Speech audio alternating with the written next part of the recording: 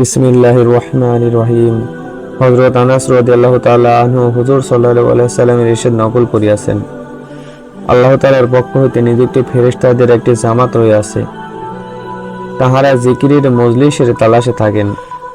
যখন তাহারা কোনো জিকিরের হালকায় আসিয়া উহাকে বেষ্টন করিয়া ফেলেন, তখন তাহাদের একজন দূতকে পয়গম দিয়া আসমানে পাঠাইয়া দেন।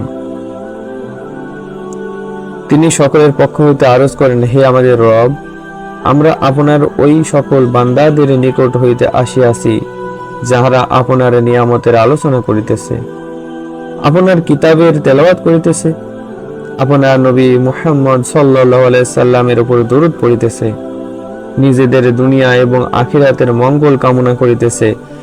আল্লাহ তাআলা ইরশাদ করেন, তাহাদিগকে আমার রহমত দ্বারা ঢাকিয়া দাও। ফেরেশতারা আরজ করেন, হে আমাদের রব, তাহাদের সহিত একজন গুনাহগার বান্দাও রয়েছে। আল্লাহ তাআলা ইরশাদ করেন, তাহাদের সকলকে আমার রহমত দ্বারা ঢাকিয়া দাও। কেননা ইহা এমন লোকদের মজলিস, সেখানে যাহারা বসে কেহ বঞ্চিত হয় না। বাজ্জার মাজমাউজ জাওয়াইদ 10 নম্বর খণ্ড 33 নম্বর পৃষ্ঠা।